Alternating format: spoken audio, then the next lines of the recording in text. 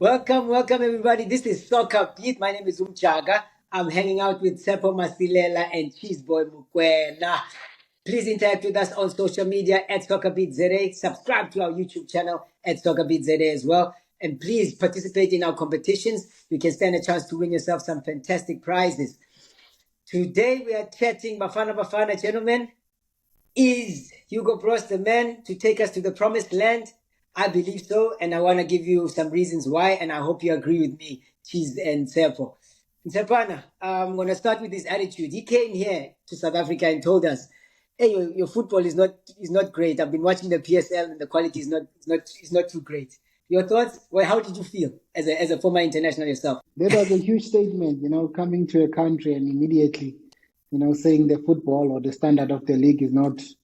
But I could hear his point, but I just didn't like the manner or how he addressed that point, because he was still new to our league, and Cheezy? obviously with time maybe you can start to see other things and start to see good players, but he was still new. I think the timing and how he said it, it didn't sit well with me and with most South Africans. But yeah, European coaches, they are straight shooters. They just talk and say it as it is. Cheezy, you were laughing immediately when Tsepo was saying that. Just like everybody else in the country, like even me, I just didn't understand the approach, because the guy who figure a shama missile figure didn't want to listen to any coach, to what the fans are saying, what the South Africans are saying. He was just straight on. This is my job. This is what I want to do. I'm not going to listen to anybody. But obviously, it took a bit of time for us to understand him, so that nathi sikwazi ukuthi Hugo Broos umuntu onjani kahle kahle, yabona. So hayi sambona How do you feel now? boss kahle kahle wenza Boy. samfatela, especially ithe makathi le case kaMshishi ithe masisolva sithi fast sabona uMshishi ayilungisa sathi uyabona sikutshelile coach, so kamina ka wena, you must listen to each other, coach. Has he won you over? Yeah, the results are there. Results speaks for themselves. And if you go to Afcon and you come back with a bronze medal, it's been a while since we went that far, as a country. So the results are there, and we're all behind him and behind the boys. I love it, man. I like that he was very straightforward about it. He didn't change his tune, and there was a lot of criticism from media. He didn't try to make friends with the media as well. Everybody was putting pressure, especially when the results were not going well. It wasn't rosy. But there's something about that attitude that the man at least stuck to the job, and he was true to his contract that he signed the agreement with the national team. He didn't sign the agreement with the people of South Africa, but with the national team, and he stuck to the job. Surely you have to admire that.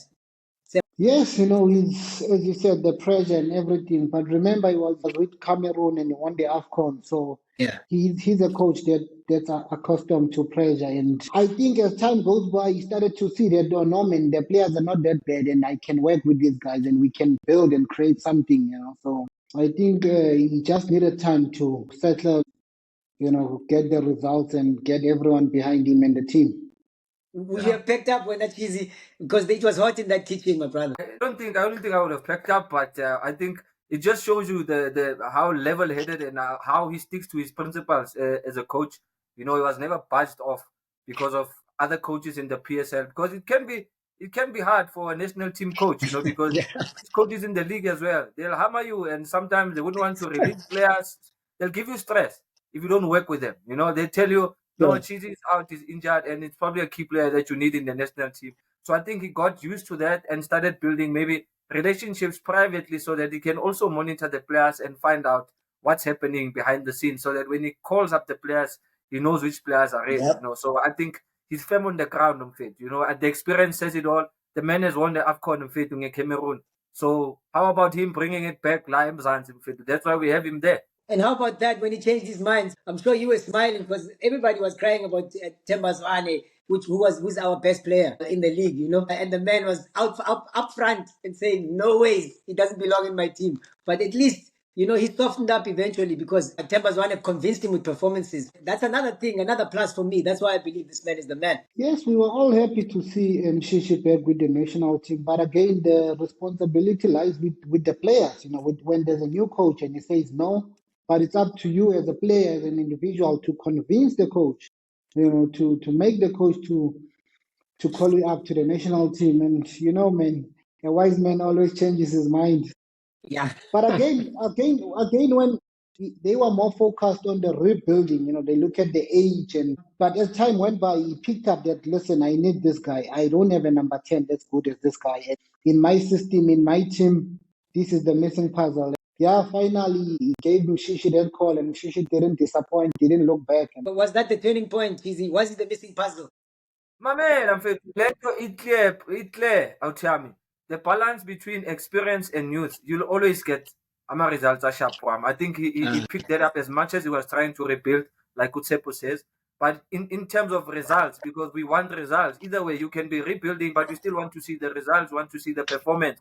But you could see that there's a bit of experience that was missing in terms of us in that last third, that creativity. So I think he immediately bowed down to them Zanzi fans and people like us with, okay, no Mshishi now, let me give him a chance. And obviously, Mshiga, like Pitso used to say. Hey, but he didn't budge. He didn't budge on Nico Mobbie, Tsepo. He didn't budge on Nico Mobbie. Nico Mobbie is still there. Yes, Mobbie is Hugo Broos soldier. Coaches, when they come, they've got the core of their team. Yeah. These ones, you can't change my mind. I know this guy, I can go with this guy to war, and he's not going to shy away. He's not going to, back off. So Nico is one of those players that the coach trusts, and he knows what he gets from Nico. Nico can play him right back. He can play him left back. He doesn't complain. Whenever he's called upon, he's there, to try and help and give his best. So coaches, they do have their core, or those special players. Go to this one. The player alarm, they leave him alone. Like he doesn't want to hear anything about this player. So Nico won the coach's heart.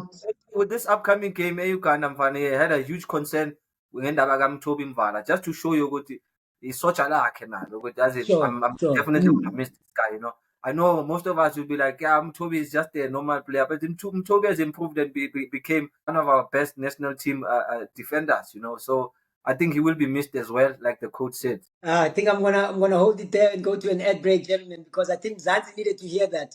Nico Mobbie has taken a lot of criticism because he doesn't pick himself. It's like Tsepo said, the coach picks his soldiers, and if you are coach's soldier, it's not your fault, So I hope Zanzi will finally sober up and give Nico his flowers, for winning the coach over. A coach that was very difficult to deal with when he arrived, because he criticized everybody except, as you said, these soldiers. So I'm gonna go to an ad break with that and let's ask our viewers at home. Give us a list of right backs that you think can actually make it into the national team. Let's go to an ad break. To all our believers, to the gunners of Kopana, to our drivers as Stalkers Arabs, to the believers at the Brazen Head, to Langa, to Kwamashu, I'm back. We hear you. Now hear us. Siyabonga. Thank you. Betway, the official global betting partner of Arsenal. Another week means another giveaway here on SoccerBeat. We're once again giving away a 3,000 Rand Adidas voucher. Answer this simple question. What was your favorite moment of Orlando Pirates MTN 8 campaign so far? Subscribe to our YouTube channel at SoccerBeat ZA and comment under the latest episode. Standard T's and C's apply. And we're back with SoccerBeat. Of course, I'm here with Cheezboy Mokoena, Tsepo Masilela. We're talking Bafana Bafana. We're playing 2 matches against Uganda and South Sudan. We talked about the soldiers. We talked about the Broos' attitude and why we believe he might be the man. He might be the man. Actually, he is the man that will take us to the promised land. And that is what? Maybe the number 1 spot in Africa. A championship here and there. We don't know. We trust Hugo Broos. But, gentlemen, the Bafana record speaks for itself. The man is up there with some of the greatest Bafana Bafana coaches. Tsepo, you said initially he came, you were not happy with what he was saying. But in the build-up to Afcon, there were obviously worries and concerns. But when they got there, they did the most. And third is not a bad result for a team that was where it was before. Yes, to come back with a bronze medal, it's it's not bad at all. If you go to any tournament and bring back a medal, and you saw how the country received the boys when they came back, everyone was excited. Listen, today we are ranked the top 10 in Africa. As you said, the result speaks for itself. So we we're behind the coach and we're behind the boys. So we can't wait to see them tomorrow. Cheezy, your thoughts? It was a no-name team that went there, and I'm using no-name in inverted commas because when they got there, they were facing guys from AC Milan, from guys who were playing Champions League. They playing this team and that team overseas. Some national teams even had no local-based players, But Bafana Bafana went there with the local-based players, the local-based players that Hugo Broos himself criticized when he arrived in the country. What were your thoughts about that, Cheezy? Well, I think it's something that I've always said throughout my career, Joe, that South Africa has got so much talent, guys, to offer. I don't know why we don't reach the World Cups, knockout stages. We don't really win this Afcon. We should have won this Afcon long time ago with different generations. It all boils down to the supporting part of the management. I think if those people can up their game and support the team in everything that the team needs, I think we would have long time won it, because the players that we have, Joe, it's players that can play anywhere abroad. I believe that. You've seen it in the previous Afcon with local players, Joe. Already big teams are calling for some of our players, So it's just a mental state that we need to have players in Europe so that we don't make it. I think we did very well with the team that was there, with Hugo Broos' core. The guys did their job, and continuity will be very key for him in terms of those same players. I think he can just introduce those few players, but rather keep the same core, because this changing sometimes has always affected the national team. Like we go into this tournament, these qualifiers with these players, we go into the tournament with different players, of which other countries don't really do that. They stick to their core, preparing them for their big tournament. Was that maybe the key there, like Cheezy saying, Tsepo, Themba Zwane joining that Mamelodi Sundowns midfield? Yes, it was the key. And Cheezy said again, we, as a coach, you want to have continuation with the guys that you're working with. So I'm happy that he kept also the core of the team that went to the Afcon. So, but we can't shy away from the fact that there are key players in any team. There are key players and players that the coach relies on to give big performances. Did it sting you a little bit, Cheezy, to see that the squad dominated and the best players coming from Sundowns? Of course, you're a former Sundowns guy, but also I'm sure you wanted to see a couple of Pirates players being key men there as well. Look, I think it's a case that happens all over the world. I'll make an example of the Spanish team that actually even won the World Cup. Core of their players, what? Barcelona players, mixed with what? 2-3 Real Madrid players, a bit of Atletico. So you're looking at maybe 3 top teams in the Spanish league that are producing for the national team. So we've got the core from Sundowns.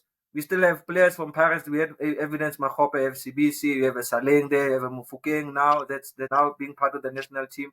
My only concern now is I can't wait for this season to start for the Chiefs players to raise their hands, because that will actually make our national team even more stronger if the guys can deliver from the beginning and show the coach that, look, you know what, we're raising our hands. So in the national team, we can also help in that department. It's very key to have all your top teams performing. It makes the job easier for the national team coach. And our supporters will complain with but why if they are performing, what do we do? Put them on the field, my guy. You guys went to the Afcon with a much better squad than these guys in your time. What was the difference in your time to this? What worked for these guys at this Afcon? And what was it that was such a disaster for you guys? Because your Afcon was full of stories that I'm really curious to find out now. No, from my side, my first Afcon, it was in 2006 in Egypt. That was my very first Afcon, my very first Bafana collab. Yeah. But we had a good team there. Coach Ted Dumitro was the coach. But I remember Mensizwa, a day before our first game of the tournament, we had meetings about match bonuses and appearances fee. We kept on going back and forth. So, and at that time, I'm new to the team. I'm like, what's going on here? We're playing tomorrow, and the guys are threatening the day. Don't change the contract. Yeah. Yes, Cheezy was there. Cheezy can, allude to that the day. So Mina was still young, I was shocked. But I think those are small details that can disturb the team, going to tournaments. So, such things you need to iron them out early, as soon as possible. Once the team is formed, the final team is called, and those are the things that I find that they were a bit disturbing. Especially with my first call up, and I didn't know the ins and outs, how they operate there, and I was really shocked. But those things happen. We also see that sometimes the Nigerian team, they'll be fighting for money. So, but as you grow, you start to understand and see what all these things are there, really. Sure. It's like an African thing. Hey, why, Maramati? It's an African thing. Hey, Tsepo says he was new, Cheezy. Tsepo says he was new. Were you part of the team that was leading the money negotiations, Cheezy? No. I was also young. I was a youngster then. But I think I'd give praises to the senior guys that we had there. I think Benni was one of the guys that really pushed, especially for the local guys, right? Because and we had a quality team, Joe. We had like the best of the best.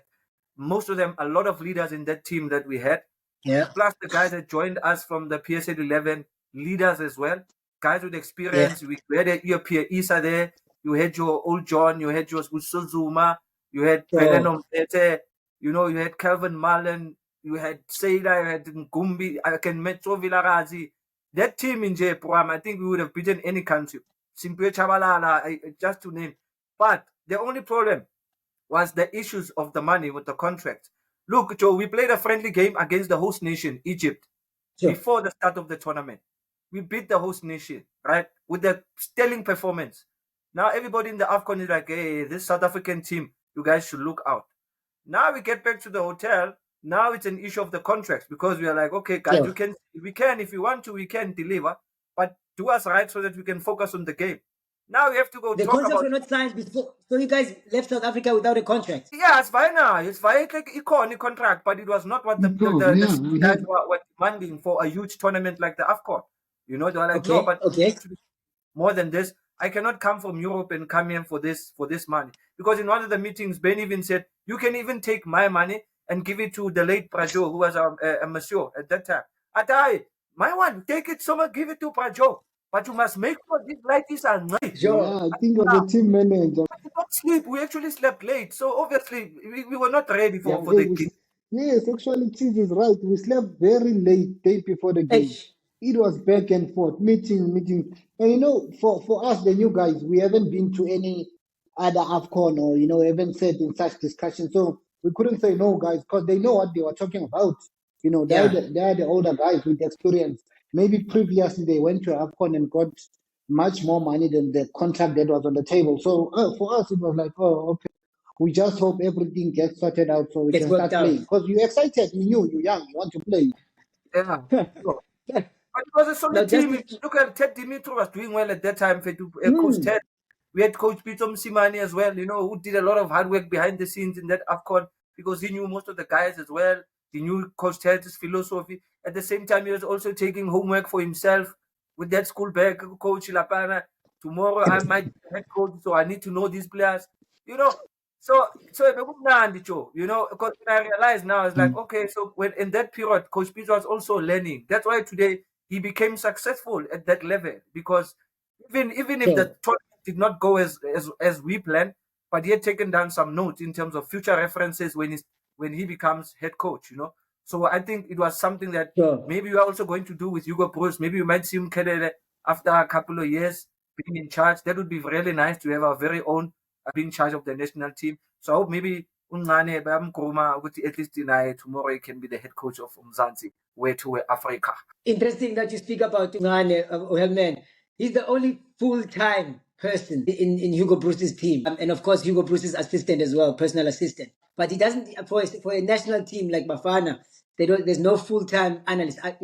This is me setting the levels. I don't know what the rules are in global football. But in my view, as a Bafana team, at least should have somebody communicating with the players that you want to target, with the clubs, How is Tsepo doing? How is Cheezboy doing? How is whoever doing? How, besides just video, which you can all watch on TV, but you want to have a feel of the players. You want to talk to the players and understand and get them to understand what you need them to contribute. And I can't see Hugo Broos doing that on his own, Now imagine the support if it was there for Hugo with what he's achieved. And you guys are also telling stories from back in the days, that there wasn't support even back then.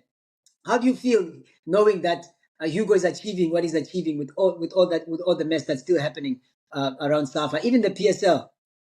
Tsepo. No, it would be nice, to see a national team coach working hand in hand with the coaches in the PSL. And I remember there was talks, there was a meeting set up, but I don't know if that went through and it was successful, But I don't know how they operate the ins and outs of SAFA with PSL. But it would be nice to get positive feedback, time and again.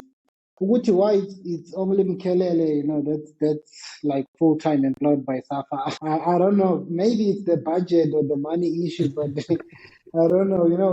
You wouldn't know why they're operating like in that way. But yeah, it would be nice to have a proper setup, as in proper like professional from the youth levels, going up to with coaches working hand in hand. It makes it easier for the head coach, Iago senior team. So hopefully one day or soon, we'll get it right. Yeah. And also, maybe with Coach Hugo, we don't know maybe who's finding out in terms of Amachi based maybe overseas and even locally to check their performances. But I remember with Coach Pitso used to have somebody, I don't know who, but they always used to have good information about players overseas. Sometimes he would go speak with Skilo, Steven Pinar. He would go himself, because he was the captain, to sit down with him and try and step out the way in terms of this is our upcoming games. What do you think about this? Just sharing their notes now. I think also Stuart Baxter had somebody helping him with that. And if Hugo has got somebody like that, I think that would be great for us. If he does not have, I think it's something they need to do. And Ubleloana with the other PSL coaches would be very key, because some of the things, he doesn't have all the eyes, he needs other eyes to check out things for him, because at the end of the day, it's about the national team. It's not about the individual.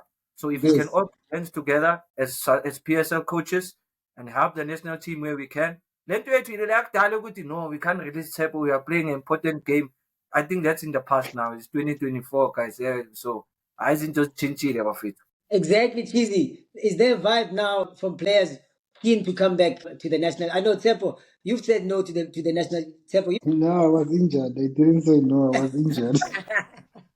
What no? What no? I was injured. What? But there's a vibe now. Everybody wants to play for the national team. It's probably from the vibe that Hugo has created, a fun vibe. But there didn't seem to be a lot of support from the PSL leading up to the Afcon. I mean, they left a week. They stopped only a week before the Afcon. The team left. They had 3 days together and they had to fly out to Afcon and still achieved. It surely must hurt to know if they were given a week or more, we could have maybe even gone a step further, Cheezy. Yeah, I think that's always been the case in the national team. The coach will never have enough time with the players that he wants. You might have players call in on a Monday for a game on Saturday. You might find half of the core will only arrive on Thursday or Wednesday. We've experienced that, So it's all about the individual back at their club, what they're doing, how they taking care of themselves, knowing that there is an upcoming game. And obviously, it's sad if coach wants a player and the player is injured. It's a minus for him and his team, But those are the small things, like Tsepo has been saying, the finer details in our national team. If that can be sorted out, I think, we're in for great success going forward because of the talent that I've seen in the last Afcon. If we can push players that are playing for the top teams in Europe to that last gear, guys, what's stopping us? Is it a mental thing or what? Is it management? Is it things around us? So those small things in this is I'm sure we'll be able to win another Afcon. I don't think God must remember some of us. And the youth teams are also looking solid, Tsepana. Under 17s won today. The under 20s are looking solid. It's a big squad that's got a lot of talent. That must also be exciting to know when the Zwane finishes. There's an Emil Big Boy coming up. Yes, very exciting. The youth team is very, very, very important and key in feeding, the national team. I remember I was with Cheezy, under 23s for a good 3 or 4 years. We played for long in that team, and some of the guys, we graduated to the national team. You see, Abo E2, Cheezy. It was a lot of guys. Masilo Mudubi, the late Jeffrey Ntuga. We had a lot of guys in that team. Dane Tate was there. Yeah, Abolirato Shabangu, bruh. You know, so it's key that we get it right. When they're still young, they get proper coaching, proper development, and yeah, it makes the national team better and stronger. With that, gents, I'm gonna shoot straight to predictions and say, give me your predictions, Cheezy. Uganda match. South Africa 2, Uganda 0, bro. Mtsefana. I wanted to take that 2-0, but now Cheezy beat me to it. Yeah, but I'll also go with that 2-0. Let me be with Cheezy on this one. All right. You heard it from the gentleman. They expect Bafana to win a comfortable 2-0 Escotini. That's it from us at SoccerBeat. Of course, we talked everything. We hope you loved what we discussed and you picked up some new information about what really happened at that Afcon that looked so messy from where we were sitting as the audience here in South Africa. Thank you very much, Cheezy. Thank you very much, Tsepo. And thank you to you, the viewer, for joining us. Dlala mdlali, mhlaba ngowakho. Let the beat do the talking.